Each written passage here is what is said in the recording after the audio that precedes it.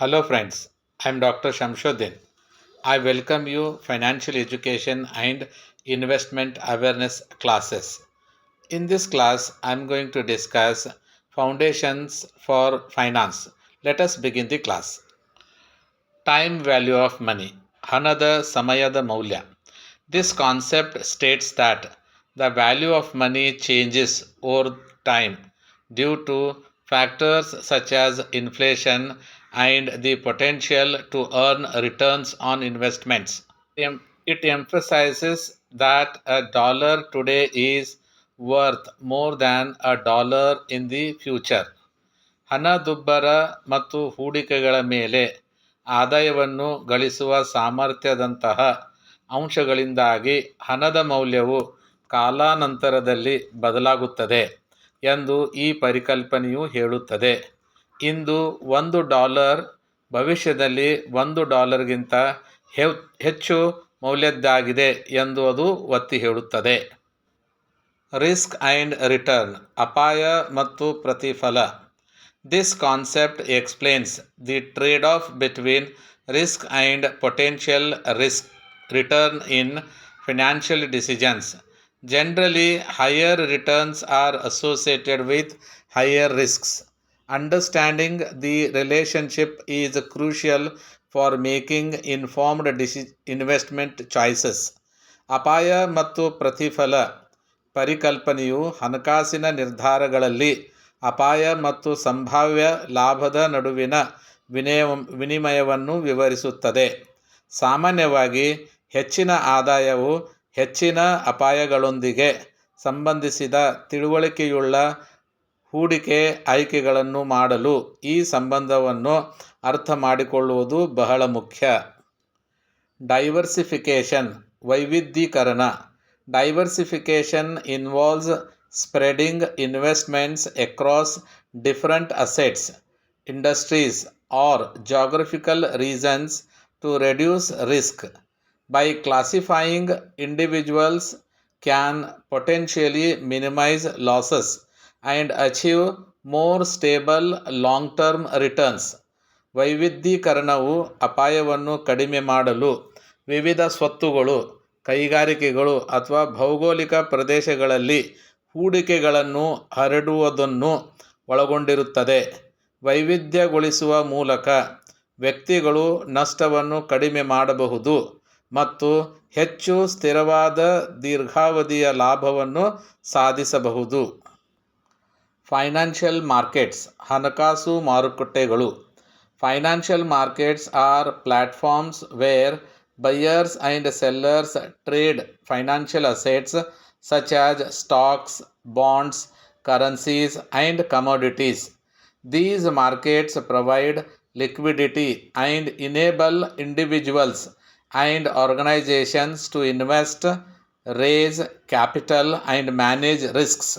ಹಣಕಾಸು ಮಾರುಕಟ್ಟೆಗಳು ಖರೀದಿದಾರರು ಮತ್ತು ಮಾರಾಟಗಾರರು ಷೇರುಗಳು, ಬಾಂಡುಗಳು, ಕರೆನ್ಸಿಗಳು ಮತ್ತು ಸರಕುಗಳಂತಹ ಹಣಕಾಸು ಸ್ವತ್ತುಗಳನ್ನು ವ್ಯಾಪಾರ ಮಾಡುವ ವೇದಿಕೆಗಳಾಗಿವೆ. ಈ ಮಾರುಕಟ್ಟೆಗಳು ದ್ರವ್ಯತೆಯನ್ನು ಒದಗಿಸುತ್ತದೆ ಮತ್ತು ವ್ಯಕ್ತಿಗಳು ಮತ್ತು ಸಂಸ್ಥೆಗಳಿಗೆ ಹೂಡಿಕೆ ಮಾಡಲು, ಬಂಡವಾಳವನ್ನು ಸಂಗ್ರಹಿಸಲು ಮತ್ತು ಅಪಾಯಗಳನ್ನು ನಿರ್ವಹಿಸಲು ಅನುವು ಮಾಡಿಕೊಡುತ್ತದೆ. Asset allocation. ಆಸ್ತಿ ಹಂಚಿಕೆ. Asset allocation refers to the distribution of investment funds among different asset classes such as stocks, bonds, cash, and real estate. Determining the appropriate asset allocation is based on an individual's risk tolerance, financial goals, and time horizon.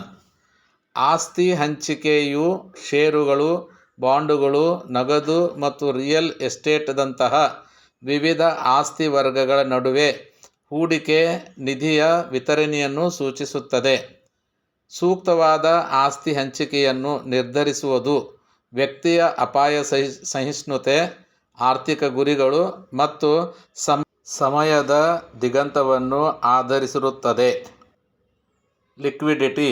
Liquidity refers to the ease with which an asset can be bought or sold without causing a significant impact on its price. High liquidity assets can be quickly converted into cash, while low liquidity assets may take time to sell or may have limited buyers. Liquidity ಎಂದರೆ ಒಂದು ಆಸ್ತಿಯನ್ನು ಅದರ ಬೆಲೆಯ ಮೇಲೆ ಗಮನಾರ್ಹ ಪರಿಣಾಮ ಬೀರದೆ ಸುಲಭವಾಗಿ ಖರೀದಿಸಬಹುದು ಅಥವಾ ಮಾರಾಟ ಮಾಡಬಹುದು. ಹೆಚ್ಚಿನ ದ್ರವ್ಯತೆ ಸ್ವತ್ತುಗಳನ್ನು ತ್ವರಿತವಾಗಿ ನಗದು ರೂಪದಲ್ಲಿ ಪರಿವರ್ತಿಸಬಹುದು, ಆದರೆ ಕಡಿಮೆ ದ್ರವ್ಯತೆ ಸ್ವತ್ತುಗಳನ್ನು ಮಾರಾಟ ಮಾಡಲು ಸಮಯ ತೆಗೆದುಕೊಳ್ಳಬಹುದು ಅಥವಾ ಸೀಮಿತ ಖರೀದಿದಾರರನ್ನು ಹೊಂದಿರಬಹುದು. ಫೈನಾನ್ಷಿಯಲ್ ಲಿವರೇಜ್ ಹಣಕಾಸಿನ ಹತೋಟಿ. Financial leverage involves using borrowed funds to finance investments or operations. It magnifies potential returns but also amplifies the risk. Understanding the appropriate level of leverage is crucial to avoid excessive debt burdens. ಹೂಡಿಕೆಗಳು ಅಥವಾ ಕಾರ್ಯಾಚರಣೆಗಳಿಗೆ ಹಣಕಾಸು ಒದಗಿಸಲು ಎರವಲು ಪಡೆದ ಹಣವನ್ನು ಬಳಸುವುದನ್ನು ಹಣಕಾಸಿನ ಹತೋಟಿ ಒಳಗೊಂಡಿರುತ್ತದೆ. ಇದು ಸಂಭಾವ್ಯ ಆದಾಯವನ್ನು ವರ್ಧಿಸುತ್ತದೆ ಆದರೆ ಅಪಾಯವನ್ನು ವರ್ಧಿಸುತ್ತದೆ. ಮಿತಿಮೀರಿದ ಸಾಲದ ಹೊರೆಗಳನ್ನು ತಪ್ಪಿಸಲು ಸರಿಯಾದ ಮಟ್ಟದ ಹತೋಟಿಯನ್ನು ಅರ್ಥಮಾಡಿಕೊಳ್ಳುವುದು ಬಹಳ ಮುಖ್ಯ. ಕಾಂಪೌಂಡ್ ಇಂಟ್ರೆಸ್ಟ್ ಸಂಯುಕ್ತ ಬಡ್ಡಿ. Compound interest refers to the interest earned not only on the initial amount invested but also on the accumulated interest over time. It allows investments to grow at an accelerating rate and is a fundamental concept for long-term wealth accumulation. ಸಂಯುಕ್ತ ಬಡ್ಡಿಯು ಹೂಡಿಕೆ ಮಾಡಿದ ಆರಂಭಿಕ ಮೊತ್ತದ ಮೇಲೆ ಮಾತ್ರವಲ್ಲದೆ ಕಾಲಾನಂತರದಲ್ಲಿ ಸಂಗ್ರಹವಾದ ಬಡ್ಡಿಯ ಮೇಲೆ ಗಳಿಸಿದ ಬಡ್ಡಿಯನ್ನು ಸೂಚಿಸುತ್ತದೆ. ಇದು ಹೂಡಿಕೆಗಳನ್ನು ವೇಗವರ್ಧಿತ ದರದಲ್ಲಿ ಬೆಳೆಯಲು ಅನುವು ಮಾಡಿಕೊಡುತ್ತದೆ ಮತ್ತು ದೀರ್ಘಾವಧಿಯ ಸಂಪತ್ತಿನ ಕ್ರೋಢೀಕರಣಕ್ಕೆ ಮೂಲಭೂತ ಪರಿಕಲ್ಪನೆಯಾಗಿದೆ. Budget. Budgeting is the process of planning and allocating income and expenses. It helps individuals track their spending, prioritize financial goals, and ensure they are living within their means. Budget ಎನ್ನುವುದು ಆದಾಯ ಮತ್ತು ವೆಚ್ಚಗಳ ಯೋಜನೆ ಮತ್ತು ಹಂಚಿಕೆಯ ಪ್ರಕ್ರಿಯೆಯಾಗಿದೆ. ಇದು ವ್ಯಕ್ತಿಗಳು ಮತ್ತು ಖರ್ಚುಗಳನ್ನು ಟ್ರ್ಯಾಕ್ ಮಾಡಲು, ಹಣಕಾಸಿನ ಗುರಿಗಳಿಗೆ ಆದ್ಯತೆ ನೀಡಲು ಮತ್ತು ಅವರು ತಮ್ಮ ವಿಧಾನದಲ್ಲಿ ವಾಸಿಸುತ್ತಿದ್ದಾರೆ ಎಂದು ಖಚಿತಪಡಿಸಿಕೊಳ್ಳಲು ಸಹಾಯ ಮಾಡುತ್ತದೆ. ಪರ್ಸನಲ್ ಡೆಟ್ ಮ್ಯಾನೇಜ್ಮೆಂಟ್ ವೈಯಕ್ತಿಕ ಸಾಲ ನಿರ್ವಹಣೆ. Personal debt management involves effectively managing and minimizing debt. This includes understanding interest rates, making timely debt payments, and developing strategies to pay off debt efficiently. ವೈಯಕ್ತಿಕ ಸಾಲ ನಿರ್ವಹಣೆಯು ಸಾಲವನ್ನು ಪರಿಣಾಮಕಾರಿಯಾಗಿ ನಿರ್ವಹಿಸುವುದು ಮತ್ತು ಕಡಿಮೆಗೊಳಿಸುವುದನ್ನು ಒಳಗೊಂಡಿರುತ್ತದೆ. ಇದು ಬಡ್ಡಿ ದರಗಳನ್ನು ಅರ್ಥಮಾಡಿಕೊಳ್ಳುವುದು, ಸಕಾಲಿಕ ಸಾಲ ಪಾವತಿಗಳನ್ನು ಮಾಡುವುದು ಮತ್ತು ಸಾಲವನ್ನು ಸಮರ್ಥವಾಗಿ ಪಾವತಿಸಲು ತಂತ್ರಗಳನ್ನು ಅಭಿವೃದ್ಧಿಪಡಿಸುವುದು. MCQ questions and answers. Which concept explains the trade-off between risk and potential return in financial decisions? ಹಣಕಾಸಿನ ನಿರ್ಧಾರಗಳಲ್ಲಿ ಅಪಾಯ ಮತ್ತು ಸಂಭಾವ್ಯ ಲಾಭದ ನಡುವಿನ ವ್ಯಾಪಾರವನ್ನು ಯಾವ ಪರಿಕಲ್ಪನೆಯು ವಿವರಿಸುತ್ತದೆ? ಟೈಮ್ ವ್ಯಾಲ್ಯೂ ಆಫ್ ಮನಿ, ಹಣದ ಸಮಯದ ಮೌಲ್ಯ, ರಿಸ್ಕ್ ಆ್ಯಂಡ್ ರಿಟರ್ನ್, ಡೈವರ್ಸಿಫಿಕೇಷನ್, ವೈವಿಧ್ಯೀಕರಣ, ಫೈನಾನ್ಷಿಯಲ್ ಲಿವರೇಜ್, ಹಣಕಾಸಿನ ಹತೋಟಿ. What are diversification in finance refers to? ಹಣಕಾಸಿನ ವೈವಿಧ್ಯೀಕರಣವು ಯಾವುದನ್ನು ಉಲ್ಲೇಖಿಸುತ್ತದೆ? ಮೊದಲನೇದು, the distribution of investment funds among different asset classes. ವಿವಿಧ ಆಸ್ತಿ ವರ್ಗಗಳ ನಡುವೆ ಹೂಡಿಕೆ ನಿಧಿ ವಿತರಣೆ. The trade off between risk and potential return. ಅಪಾಯ ಮತ್ತು ಸಂಭಾವ್ಯ ಆದಾಯದ ನಡುವಿನ ವ್ಯಾಪಾರ. Spreading investments excess across different assets, industries or regions. ವಿವಿಧ ಸ್ವತ್ತುಗಳು, ಕೈಗಾರಿಕೆಗಳು ಅಥವಾ ಪ್ರದೇಶಗಳಾದ್ಯಂತ ಹೂಡಿಕೆಗಳನ್ನು ಹರಡುವುದು. The concept of compound interest. ಸಂಯುಕ್ತ ಬಡ್ಡಿಯ ಪರಿಕಲ್ಪನೆ. Which concept refers to the ease with which an asset can be bought or sold without causing a significant impact on its price. ಯಾವ ಪರಿಕಲ್ಪನೆಯು ಅದರ ಬೆಲೆಯ ಮೇಲೆ ಗಮನಾರ್ಹ ಪ್ರಭಾವವನ್ನು ಉಂಟು ಮಾಡದೆಯೇ ಒಂದು ಸ್ವತ್ತನ್ನು ಖರೀದಿಸಲು ಅಥವಾ ಮಾರಾಟ ಮಾಡಲು ಸುಲಭವಾಗಿಸುತ್ತದೆ ಎಂಬುದನ್ನು ಸೂಚಿಸುತ್ತದೆ. ಅಸೆಟ್ ಅಲೋಕೇಶನ್, ಆಸ್ತಿ ಹಂಚಿಕೆ. ಲಿಕ್ವಿಡಿಟಿ, ದ್ರವ್ಯತೆ. ಫೈನಾನ್ಷಿಯಲ್ ಮಾರ್ಕೆಟ್ಸ್, ಹಣಕಾಸು ಮಾರುಕಟ್ಟೆಗಳು. Budgeting, budget. What does compound interest refers to?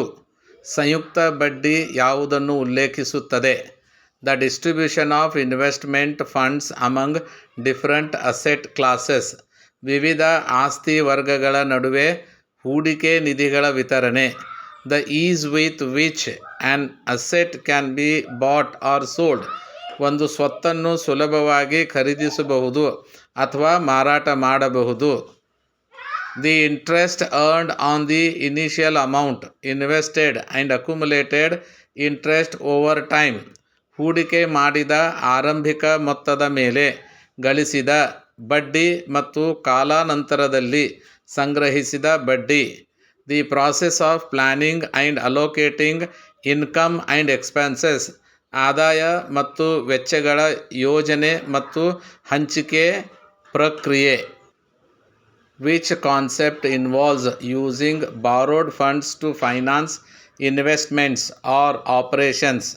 ಹೂಡಿಕೆಗಳು ಅಥವಾ ಕಾರ್ಯಾಚರಣೆಗಳಿಗೆ ಹಣಕಾಸು ಒದಗಿಸಲು ಎರವಲು ಪಡೆದ ಹಣವನ್ನು ಬಳಸುವುದನ್ನು ಯಾವ ಪರಿಕಲ್ಪನೆಯು ಒಳಗೊಂಡಿರುತ್ತದೆ?